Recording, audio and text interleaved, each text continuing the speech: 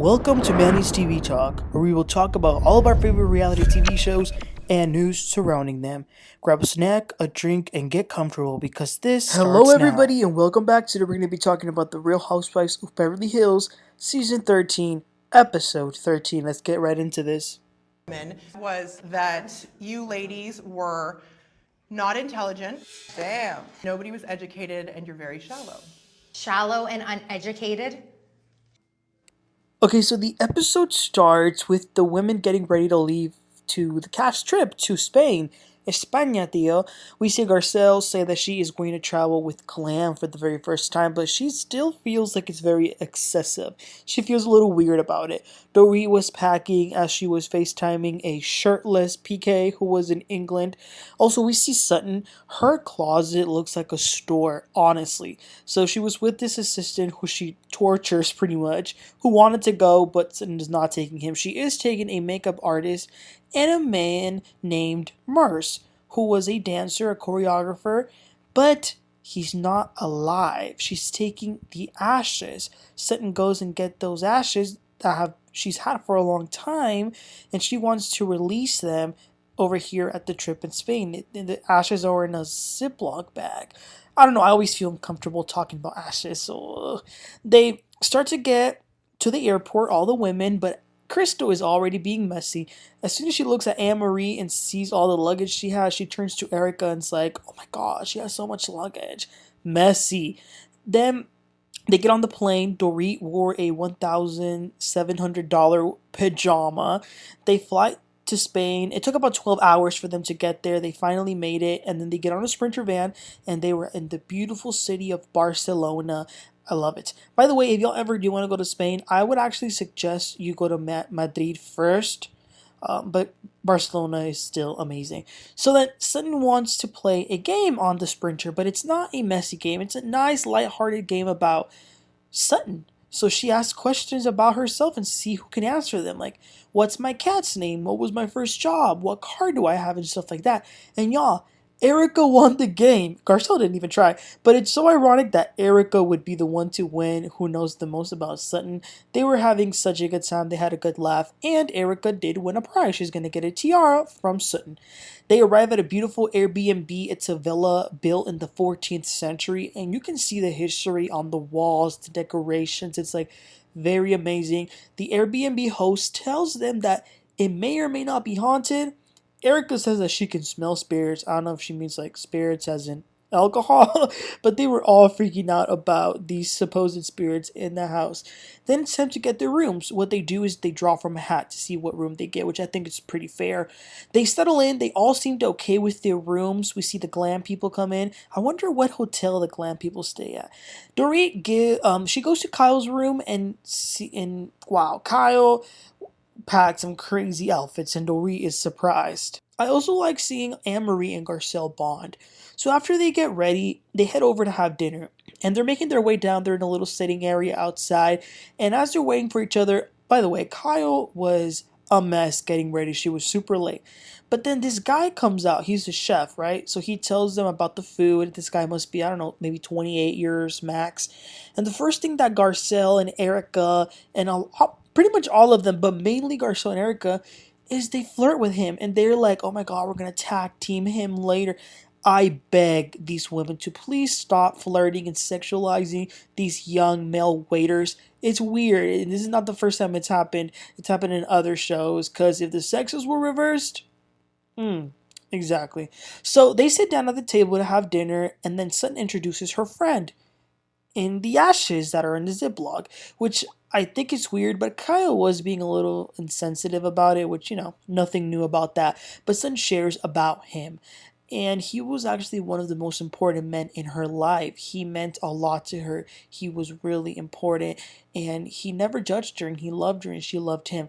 Then they bring out the food, which looked delicious. I liked how they were kind of like bringing it one by one for all the women to try. And, oh, it looked so good. And then Annemarie says that she wants to address the elephant in the room about what happened last time that they all met. First, she says that she was willing to apologize, and she did apologize to Sutton and says that she hopes that Sutton is okay with her now. So Sutton says that she is okay with the esophagus problem. She's over it. But there is actually something that we didn't see last episode that happened at the Truthless Homeless Foundation. So Annemarie, when she left, she had actually said, goodbye, I'm leaving with my husband because I thank God I'm not lonely and insecure. So Sutton is bringing this up because she says that triggered her. It offended her, and it also offended some of the other ladies in the group. For example, Garcelle, because they too are lonely, so that kind of hit them the wrong way. Annemarie says, I'm very sorry and I apologize if that affected anyone. Then Crystal says, you're apologizing that you call them insecure? And Annemarie says, we're going to get to you. Okay, so Annemarie breaks it down. She says that she and Crystal have a mutual friend.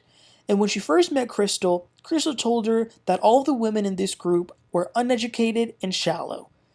Everyone's like, wow. Dorit did shade Crystal in her confessional. She says, listen here, child bride. We are educated. Crystal says that she didn't say that. But low-key, the women believe that she did say it. Garcelle mentioned in her confessional as well that many times Crystal has talked down to them as if she were more astute, and they showed flashbacks to some of those moments. So Annemarie says Crystal also told her that these women were not real socialites, that Crystal was the only real socialite. Everybody is like, okay, well, I don't think none of us want to be a quote-unquote socialite. And Dorit again dragged her in her confessional and calls Crystal boring. But at the dinner, Garcelle turns and asks Crystal, did you say that? Crystal says, it's offensive that you're asking me that. By the way, that's gaslighting. But Crystal continues to say that she never called herself a socialite. She has only called herself social. Annemarie says that Crystal has a need to think that she's better than people, than everyone. And all of a sudden, Crystal finds her voice. I mean, she's been quiet for so long, but tonight she found that voice. She starts to scream and say, what are you talking about? When have I ever said that to you? When have I ever showed that I'm better than people? And as Annemarie is trying to explain, Crystal kept shouting, give me an example, give me an example, give me an example. Damn, that must be a common theme this season. So Annemarie says, this is how we go back to the insecurities. So Crystal completely loses it. Completely. She says, well, this is coming from the girl who calls herself a doctor but is really a nurse. Annemarie says, bring it down a notch. You're acting like a hormonal teenager. She also says, you know what else I want from you? I want to thank you. And Crystal says, for what? Annemarie says, for giving you something to talk about and making your ass relevant. Damn! Shut her up. Shots fired. Annemarie says, don't take my kindness for weakness. And Crystal says, when have you ever been kind? Oh my god, this was crazy. Okay, so then they put a pin on it and then they go to bed. Garcelle was way too scared to stay by herself. She was scared about these damn ghosts. So she went and shared a room with Sutton and they were cracking up about this hideous hat that Sutton had. So then it is the next morning. People are waking up. Sutton goes to Crystal's room. She sure did make sure to ask, can I walk in? Crystal says that she is a lot, referring to Annemarie. Sutton says, yeah, and she's trying to make you out to be a liar. Crystal says, well, that's ridiculous, but thankfully no one believes her. The weird part, though, that I thought was that Sutton was sort of telling Crystal to keep going at it with Annemarie, which seemed odd. You would think that Sutton would want peace at the trip, but she was telling her to keep going at it. Garcelle also went to go talk to Annemarie, and Annemarie says that Crystal is not being truthful. Garcelle says, really? And Annemarie says, I don't lie, Garcelle. Everything she said to me was true. We then hear Erika and Dorit talk, and guess what? They totally believe that Crystal said it because it does ring true for what they know of Crystal. Then they all get together and Erika says, well, I want to share some happy news. And this might be good, maybe to you, Crystal. Then she reads some news about the case, about the earrings leaving the superior court to a lower court.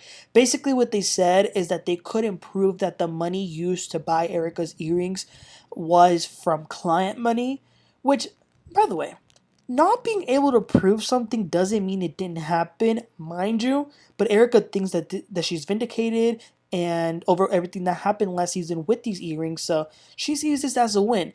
But it's also interesting to see how resentful Erika is still at a lot of these women. So after that, all the ladies head out to start their beautiful day in Spain. They're actually going to go to a chapel. Also, you guys, the girls were going, crazy because the streets are kind of like dangerous. Like if the car were to like fall, you'd probably die. Well, not really, but it's like scary because it is like they're very like high and it's scary. I get it. But Crystal got weird. She urgently needed to get off the car, so they take her off. She's feeling dizzy. She feels like she might be throwing up. Her veins started to pop out. She was feeling horrible. It was scary. Annemarie did go and ask like how she was. Like she was like full nurse mode, which that was nice to see. But that's all we saw this episode, you guys. We will continue this Spain trip next episode. But as far as this episode, I thought it was great. I thought it was fun, entertaining, and of course a little dramatic with Crystal and Annemarie. I want to ask you guys what y'all think about that fight. I think it's interesting that all the women believe Annemarie, and to be quite frank with y'all, I believe Annemarie too. I think Crystal has shown that she doesn't think highly of these women. But let me know what you think, you guys. Please don't forget to like and subscribe, and I'll catch y'all next time. You have a great one. Bye.